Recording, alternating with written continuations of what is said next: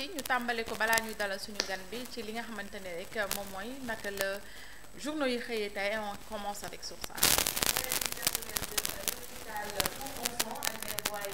Réunion cruciale lundi yaa ngi xam nga ni fan yii ñu génn rek daanaka 2 semaines nii foofee ca Albert Royer bu Diamniadio fi nga xam ne foofu la ñuy fajee tout temps yi ñi nga xam ne ñooy médecin dañoo banque seeni loxo lànk ne duñu jël duñu fa benn malade si ce n'est pas li nga xam ne mooy urgence ba tax na woote leen benn réunion bu cruciale li nga xam ne mooy lundi ngir daal di jéem a xool naka la ñuy def ba saafara mbir moomee beneen li nga xam ne aussi journal bi xëyee na ko tey muy mbirum Assemblée nationale Amadou Mame Diop Farba Ngom Daouda Dia Aïssata Tall Sall remplit l'hémicycle l'Assemblée des vétérans loolu la Source A wax Aïssata Tall Sall de 2009 à 2024 tel un phénix qui renaît toujours de ses cendres devrait inspirer les élus qui feront leur baptême du feu à l'Assemblée nationale. Amadou Mame Diop de l'ombre à la gloire, député depuis 2012, Farba Ngom l'imputable griot, mal aimé, est un courtier international doublé d'experts fonciers. Daouda Dia exerçait pendant 11 longues années les fonctions de premier questeur de l'Assemblée nationale avant sa nomination au poste de ministre de l'élevage et des productions animales. Fii nag Source A ci li mu ñëw mooy magi démb ñoom ñi nga xam ne génération génération bu ñëw ñu ànd ak ñoom Aïssata Tall Sall booy xool kenn de dañoo dem assemblée nationale comme ça génération député bu ñëw ñoom dañ ciy bokk waaw mais dañ leen a fal waaw mooy ñu ba tey magi démb la rek Aïssata Tall Sall booy xool atum Ablaye Wade ba Diomaye Faye assemblée bu ñëw bu bokk ci. waaw mais dañ koo fal ay goxam ñoo ko fal. effectivement am na électorat. waaw dañoo am électorat. pareil pour Farba depuis 2012 moom mi ngi assemblée nationale lànk bañ a génn. demagul de. Amadou Mame Diop moom moo nekkoon la surprise du 14e législature. moom mu ñëw en tant que premier président de l'Assemblée nationale. cette fois-ci dina siéger en tant que député. Daouda Ngom moom la ñuy wax ni moom mooy nijaay Ousmane Sonko bi. moom pendant 11 ans mi ngi nekk questeur foofee ci assemblée nationale cette fois-ci nag on va voir ba xam dafay abandonner poste ministre au profit de l'assemblée nationale wala dafay des ci gouvernement bi ñu ñëw ci leneen li nga xam ne Source A xëyee na ko tey muy mbirum conseil des ministres bi nga doon wax tey après l'euphorie née de la victoire Pastef aux élections législatives Bassirou Diomaye Faye remet Sonko ici au travail. Le président de la République a demandé au gouvernement de finaliser la présentation du projet. Moussa ñëwaatal ci Source A. Voilà la présentation du projet de loi de finances pour l'année 2025 qui va être examiné dans les délais exceptionnels en plus de demander qu'il soit pris toutes les dispositions idoines en vue de fixation adéquate du prix du kilogramme d'arachide aux producteurs. Le chef de l'État a instruit la définition dans les consensus avec les opérateurs et les industriels du secteur une méthode d'intervention sur les marchés de l'arachide. Comme pour enjamber le temps, Ousmane Sonko a fixé les délais impératifs de finalisation des programmes et projet du référentiel 2050 et le projet du budget 2025 dans 2 semaines. Voilà moo nekk lu ñu mën a xayma rek lu génnee démb ci conseil des ministres démb après victoire bi jubilé bi président Bassirou Diomaye Faye mi ngi leen di remettre ci li nga xam ne mooy liggéey bi. Yëkkati na quelques ponk yi nga xam ne présenté na ko pour ñu gën ci liggéey lu ci mel ni xoolaat li nga xam ne mooy prix gerte bi Amadou Ba doon na ko soulever la dernière fois ngir ñu daal di xool nu muy gën a yombee ci ñi nga xam ne ñooy consommateurs yi. leneen li nga xam ne aussi journal bi tëjee na ko muy wàllum sport basket Babacar Ndiaye patron du basketball sénégalais prêt à accueillir la fenêtre des éliminatoires de l'afro-basket masculin 2025, toutes les dispositions seront prises pour une parfaite réussite. Voilà 2025 ak 2026 yëpp dañuy feetu. basket bi ñun ñooy accueillir pour éliminatoire yi en 2026 ñu dem JO yi. Voilà les Jeux olympiques de la jeunesse. moom de mi ngi doog a teg si nii El Hadji Omar taal ko micro am sa micro tàkk na taal ko voilà ayca faram fàcceel ni Source A. waaw ginnaaw boo nuyoo bi. waaw maa leen di nuyu Fatima di nuyu notre invité aussi Amina Bane comme nu mu ko waxee par rapport à l'Assemblée nationale par rapport à des députés yoo xam ne nii rempile on a fait le focus sur eux à savoir Amadou Mame Diop qui est l'ancien président de l'Assemblée nationale bokkoon ci coalition Takku Wallu y a aussi Farba Ngom aussi bokk ci coalition Takku Wallu donc mu doon ay députés yoo xam ne nii ils vont remplir y a aussi Aïssata Tall Sall ak Daouda Dia c'est l'ancien questeur xam nga bu ñu nee questeur mooy ñi nga xam ne ñoom ñooy yor en fait wàllum finance yi au niveau de l'hémicycle maanaam yenn yi ñuy def yëpp yenn marché yu bëri ci questeurs yi lay jaar donc pour ce qui est de l'APR maanaam pour ce qui est de Takku Wallu ak pour ce qui est de Jamb ak Njariñ quand même si élection yi Pastef moo ko gagné avec une écrasante majorité ñoom dans le nord quand même ils ont pu s'en sortir notamment avec Farba Ngom Aïssata Tall Sall donc on est revenu un peu sur eux notamment sur Aïssata Tall Sall nga xam ne tamit yàgg na dem au niveau de l'Assemblée nationale doon ab député foofu sa Assemblée nationale léegi nag l'autre chose c'est par rapport à la réunion du Conseil des ministres ak le président de la République Bassirou Diomaye Faye qui a félicité quand même Pastef même si les résultats officiels ne sont pas encore sortis parce que la commission nationale ñu ngi doon réunir au niveau de la cour d'appel de Dakar xam naa fii léegi tey wala suba peut-être dinañ joxe les résultats officiels bon par rapport aussi à la campagne de commercialisation de l'arachide dégg nga président de la République nu mu ci wax comme Amina nu mu ko waxee moo ngi laaj gaay ñu teel a fixer prix yi parce que aussi bu fekkee ni tere nañ li nga xam ne nii moom mooy les exportations d'arachide pour fournir le marché local il est important tey pour que en fait ñu fixer prix yi pour ñi nga xam ne nii ñoom ñooy les agriculteurs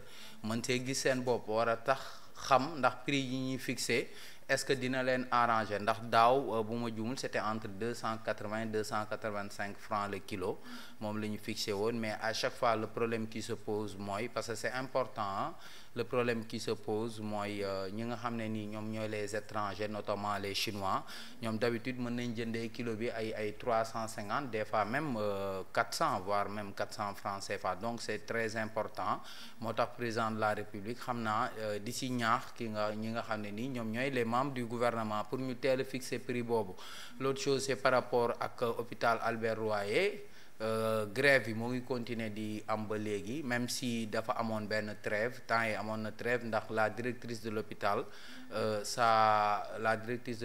son mari est décédé il s'appelle Babacar Diop Oustaz Babacar Diop il a été inhumé à Thiès léegi nag le temps que pour observer le deuil les syndicalistes avaient décidé quand même d'observer une semaine pour observer le deuil mais nag après ba ñu jugee ci loolu dañu décréter waat 72 heures yoo xam ne ni 72 heures supplémentaires le temps ñuy rencontrer ñi nga xam ne ni ñoom ñooy la direction parce que une réunion est prévue lundi pour ñu waxtaanee parce que la direction dañu ne dañuy ñëw avec de nouvelles propositions il y a notamment un médiateur qui s'appelle Ousmane Ndiaye le professeur Ousmane Ndiaye ak le côté administratif ak ñi nga xam ne nii ñoom ñooy les syndicats dañu war a daje lundi pour waxtaanee loolu l'autre chose bon c'est par rapport à Babacar Ndiaye le patron du basket sénégalais comme tu l'as dit prêt à accueillir la fenêtre des éliminatoires de l'Afro-basket masculin 2025 moom comme nu mu ko waxee rek nee na toutes les dispositions en fait sont prises pour une parfaite réussite donc ce sont entre autres les sujets traités à la une de Source A mooy jéggaluwaat nag ci tardement bi. Il a invité également le premier ministre Ousmane Sonko ci ouverture bi moom Babacar Ndiaye ndax nee na le fait de wax ne Sonko sera fi nga xamante ni mooy Dakar Arena rek gars yi dinañu ñëw feesal ko dell donc invitation directe la ko def kay si da ko cité carrément donc monsieur le ministre il faut y aller pour que ndaw ñi mën a dem fi nga xamante ni mooy Dakar Arena soutenir fenêtre éliminatoire yi mais également nos lions du basket nga xam ne ñoo ëpp jom ñëpp laaw la cat waaw pour jigéen ñi góor ñi ak jigéen ñëpp surtout jigéen ñi ñun am nañ ko ñu moomal suñu bopp de waaw mais est-ce que am na nombre de fois boo xam ne waaw ñooñu li ñu ko jël bëri na quoi mais est-ce que gëjuñu ko jël tamit Sénégal dafa mel ni gëj na jël afro basket de. mais liñ ko jël bari teg tànk si Nigéria sax Mali sax léegi daf ñuy mooy suñu benn noir Mali sax léegi daf ñuy duma. waaw Mali surtout Angola ils ont investi beaucoup d'argent sur le basket quand même ñoom basket seen kii la. ñooñu moom fu ñu fekk defaral ñu bagage voilà comme Algérie rek ci football bi Angola dañ leen a gëj a dóor. mais Algérie il suffit que ñu dóor ko benn yoon nekk saa yee de. nañ ko napp dóor ko rek. xam nga nit bu lay nokkatu soo fippoo rek mu jeex. si nañ ko napp dóor ko rek benn yoon. nit bu lay noggatu soo fippoo rek mu jeex mu ngi noonu. ñoom tacticien rek parce que Algérie d'habitude ci côté tactique lañ ñuy gagner quoi parce que ñoom dañuy défendre quand même match yi boo xoolee yu si bëri ñun ñooy dominer mais il suffit que ñu dugal ñu benn but rek après commencer. teg bus bi seen camp yi après léegi nag di taanu ci suuf ak yooyu nga laal il suffit nga laal leen rek ñu tëdd ci suuf xaw a rey temps di casser rythme bi à chaque fois nu ñuy gagner nag bon c'est de manière déloyale ah du ñu football carrément quoi du ñu football carrément. dama naar yëpp baal waaye en matière de football dañu wut triant triant rek la ñuy def. d'Afrique bu ñu perte contre Algérie rek finale boobu 2019 je pense boo xoolee. waaw boo xoolee année boobu drone moo dugal bal bi ah après gars yi il a fallu que ñu kii après pour ñu xam ko. mooy sama jooy grand frère moo marqué woon nag ba mu concentré aussi bu doon jooy yu métti sax. man damaa jënd mayu jënd barasa yónnee ko sama benn mag bu nekk ba France. waaye ba ñu dóoree Sénégal lu ne yekk na ma ko yaa am jot yaa ñu nga jënd fii mayo diggante Sénégal ba France te jënd mayo barasa te lu baax nga si jublu yóbbu ko ci GPI mu toj man tam ma woye di topp la takk mayo makiyaasu naan damay supporter moo taxit yekk na ma lu ne ay ca journaux yi si des naka la ñu xëyee ay ca bu saa ñu jàll ci beneen voilà les échos moom wala Moussa dellul ginnaaw wala voilà l'observateur moom le soleil sax xanaa ndékkee go le soleil moom ñëwaat na ci conseil des ministres démb bi le président déclenche le compte en rebours en conseil des ministres le chef de l'État a demandé au gouvernement de finaliser le projet de budget pour l'année 2025 qui va être examiné dans des délais exceptionnels. Les félicitations de Bassirou Diomaye Faye à Ousmane Sonko pour sa victoire. Voilà jàpp naa ne bu ñu installé 15e législature rek la ciy topp mooy ñu daal di voté li nga xam ne mooy budget pour l'année 2025 bi ndax daanaka fi mu toll nii at bi jeex na te en décembre début décembre lañu daan gis assemblée ñuy réunir pour voter li nga xam ne mooy budget bi après cela félicité na Ousmane Sonko pour sa victoire éclatante ci li nga xam ne mooy élection législative bi Moussa ñu dem ci beneen. Les Échos la ñoom ci xëtam gu njëkk ñëwaat nañ ci li nga xam ne mooy les révélations du chef du bureau des investigations. Les dossiers ouverts à l'OFNAC ont plus que doublé. Ils sont passés de 42 en 2023 à 88 en 2024 et devraient atteindre 100 d'ici la fin de l'année. Les convocations sont passées de 102 en 2023 à 252 en 2024 ah ñu njaay yu bari na ay dëng ngeen di ma ne ko ñii ñoo dëng nag ñoom ñëpp war a wuy jël OFNAC diggante 2023 ba 2024 jóge na ci 102 yegg ba ci 252 convocation 42 la woon en 2024 dans 2023 2024 mu yegg ba 88 te balaa fin d'année bi dina mat 100 dossiers voilà léegi 2023 bi 102 la la ñu wax convocation yi léegi ci 2024 ne yéeg nañ ba 252 ci 2024 bi dëng ngeen de léegi 2025 dañuy dem dëng base 500 yi 2025 kay beneen côté bi la ñuy woo mooy borom lu jaune bi waa côté bii ñooñu la ñuy woo de kay bu ñu boucler 2024 ba xam ñi dëng ñëpp ci diggante 2012 à maintenant léegi à partir de 2025 kay ñeneen la xanaa ñeneen a aye nag maa di njëkk a woo borom Dakar borom Dakar kan Abbas waaw li am di ngeen nag amaat ana suñu 5 milliards. kat la rek ñoom ñëpp a yam. Résultat, victoire massive de Pastef Sàmm Sa Kàddu, les révélations et craintes de Thierno Bocoum. Notre coalition sera maintenue en direction du futur échéance électorale. Nous espérions plus, mais il y avait le parti au pouvoir, 2 anciens présidents et le deuxième à la présidentielle, mais 2 inquiétudes majeures par rapport à la majorité confortable de Sonko. Voilà. Loolu Thierno Bocoum wax moom il a fait le point sur les élections législatives li mu wax mooy Sàmm Sa Kàddu dina continuer pour les autres élections yi nga xam ne ñu ngi ciy jëm muy locales yi en 2027 li mu wax mooy voilà ñi leen sekkoon dañoo bari doole parti au pouvoir ak ñaari président yi nga xam ne ñoo fi mujj muy Macky Sall ak Abdoulaye Wade. Il y avait aussi jàmm ak njëriñ de Amadou Ba joxe na tamit ay craintam ci li majorité bu Ousmane Sonko bi. Modou Lo prévient Siteu s'il engage la bagarre il sortira de l'enceinte en fuyant. loolu la wax ci ëpp dóor ba mu daanu rek waaye du daw de. mais Modou Lo est-ce que dina dóoree sax moom Modou Lo du dóoree. foo ne kan la dóoroon mu dëpp. ma seen lu fi dóoroon ñu loqati làmmiñ bi da ko doon wan na yow foo ne. yaa oustaz mii yow Modou Lo da xanaa déggoo xale yi naan ko kii téye leen loxom bi balaa mu fi rey nit yow kii foo ne. laa ilaaha illallah laajal ëmma da koo dóor mu dëpp.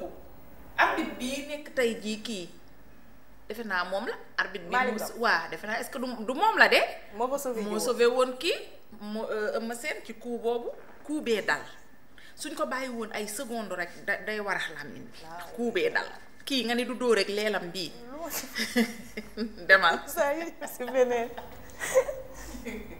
Vox Populi la voilà moom ñëwaat na ci Reug Reug moom il a été reçu par le comité national olympique. Diagnan Reug Reug est l'ambassadeur de toute l'Afrique. C'est connu de tout que le président du CNO2S est un dirigeant éméritant, il est au service de la jeunesse. Voilà instant bi moom Reug Reug moo yor buzz bi. Élection législative yi Diomaye tresse des lauriers à son premier ministre et président de PASTEF comme ni ko ñeneen ñi defee rek ñëwaat na ci ay félicitations yi nga xam ne defal na ko Ousmane Sonko. Cheikh Oumar Diagne génn na wax nee na mon intime conviction religion confrérie guide religieux Cheikh Oumar Diagne sort du bois. Je suis le meilleur défenseur de l'héritage orthodoxes qui ont laissé à nos saints hommes de Dieu. Je voue une profonde révérence à Seydi Hadj Malick, Omar Foutiyou, Cheikh Ahmadou Bamba. Ils sont des étoiles qui ont marqué. li ma ci jàpp daal mooy li mu waxoon lay defar dafa dënd glace xotti ko ci yàlla baax na. li mu defaroon lay rayul kii di li nga fi wax yëpp te teewul murid yëpp votel la. doone murit yi rek tarixa yëpp sax quoi. toppuñu ko. gars yi en fait ñoom Sonko la ñu xool peut-être ak Bassirou Diomaye Faye xam ni kii il ne les représente pas. si ndax ñoom nee nañ Cheikh Omar dañ koy bàyyi ak sëriñ moom mook sëriñ bi dañ ko lijjanti. boo ko bàyyi ak sa bopp rek moom dafa mën a faj de. yàlla baax na te du xaar ba suba. Mali dàkk nañ seen premier ministre bi. Choguel Maïga démb limogé Assimi Goïta limogé na ko mais ñoom est-ce que dinañ organiser des élections ci lu. bëgg ko de. waaw ñoom à chaque fois loolu lañ doon wax muy Mali muy Burkina Faso muy même Guinée bi nga xam ne moo ñu jege ñoom ñëpp dañ ne woon dañu organiser élection dans les 2 ans mais kenn defu ko si. Guinée yaa ngi doon laaj ndax qualifié na mais qualifié wul de Coupe d'Afrique. Guinée luñ ma woon. Guinée équatoriale qualifié na kay. waa Kër Balthazar. Guinée Conakry moo demul mais équatoriale. ay xaw ma ku ñuy dajeel de waaye Balthazar yàq na seen der. Moussa ñu seet si ñun moom bu ñu dajee ñun dinañ leen Balthazar bët gaañoo di leen gënal leneen. Sénégal ak yow immature. rek ci immature. Maki yàlla réseau d'exportation mafieux, le pays échappe à une hécatombe routière. 24 tonnes de pneus usés ont été saisies pour non-conformité, leur état rendant leur utilisation dangereuse. L'exportateur italien accusé de trafic et de falsification de documents est poursuivi en Toscane. Le Premier ministre avait attiré la sonnette d'alarme. Il s'en était même indigné publiquement le 6 juillet dernier. Alors qu'il revenait de Saint-Louis, Ousmane Sonko a été témoin d'un grave accident de la route causé par des pneus usés. C'est très important. te pourtant bokkoon na ci mesures yi nga xamante ne dañ ko ci waaw Macky Sall jëloon na ko ni ne pneu usé yi pneu deuxième occasion yi désormais dañ koy bannir éradiquer ko complètement. Pourtant commencé woon nañ koy man defoon naa benn reportage fii ci Michelin yu nekk Demba Diop. ñu ne woon nit yi commencé woon nañ ko mais xam nga amul du am suivi. Te xam nga yu mel nii day jaar ci suuf. sama classe gu bëgg lu yomb gi nga war a dem jëndi pneu à 25000 mu jaral la nga dem jëndi pneu à 15000 nga daw ci 3 mois 4 mois. demaat changé ko doo jënd bu bees benn yoon. Ici mais en Italie et poursuivi en Toscane. mais affaire yi dugg si na Sénégal mais jàpp nañ ko 24 tonnes de pneus yi. waaw donc duñ ko bàyyi mu nekk ci marché bi ayca. Maguette Sène ànd nawle moom nee na démissionné wul fi nga xam ne mooy APR mais à l'avenir tout est possible Maguette Sène voilà borom Mbour. li mu wax mooy on ne peut pas s'imposer à la reddition des comptes mais 3 points de participation moom il est député ah. moo gagné Gossas si moom il est député. Il a gagné dans le département de Gossas. Omar kii moom dégg papam tamit joueur la woon. Habib Diarra. Ah d'accord. si Samba Diarra. Yow yaa ngi ci war a gën a xam dara sax yow mi dëkk Géejawaay waa Géejawaay la de. d'accord tey laa ko gis ci journal waa fi ma demee dinaa laajte Moussa yu dem ci beneen. Walf Quotidien moom ñëwaat na ci Diomaye ak Sonko ak cherté li nga xam ne mooy dëkk bi chômage bi li mu wax mooy recette d'une cuisine déjà salée. Souleymane Keita selon lui enseignant UCAD nous devons consommer local Meïssa Babou enseignant UCAD le projet s'appuie sur les leviers budgétaires et le PAP. consommer local mën naa ne mais local bi na baax. riiwu vallée bi dafa neex mais dafa bari xeer. nañu jël li nga xamante ni moom la ñu kii fi bu ñu bëggee consommer local ñu defar ko ba mu baax ba ñu huile bi nga xam ne mooy huile gerte gi nañ ko raffiner jaayaat ñu ko c'est que ñun ñoom dañ koy jënd defar ko ñëw jaayaat ñu ko léegi nag bagage ak matériel yi nga xamante ni ñoom ñooy tax affaire yi baax nañ ko jox producteurs yi jox ko ñi nga xamante soble tubaab bi ak soble mbay bi lan mooy différence bi ndox soble tubaab bi boo ko toggee tuuti mu fer soble lee doo ko toggee doo ci def ndox parce que day nappaajoo donc appareil yi tax ñu weer ko ci naaj bi ak frigo yi tax mu wow koŋ nañ ko jox producteurs yi bu ko defee ñu mën ñu ko loolu buñ ko defee rek yàlla xam na ni consommer local lu ñu am moo ñu ko gënal. dëgg waaye nag ceeb boo xamante ni dafa neex ba pare am xeer te xeer yi day weex tàll soo yëyee doo ko mën a wër sa gémmiñ parce que boo ko dee tànn doo ko gis parce que xeer yi dafa weex. suñ ñu joxee quelque chose de qualité daal dinañ ko consommer. mais am na ci ceeb boo xam dañ koy exporter ceeb boobu ñuy exporter ci buy jugee riz de la vallée. bu dijj bi la.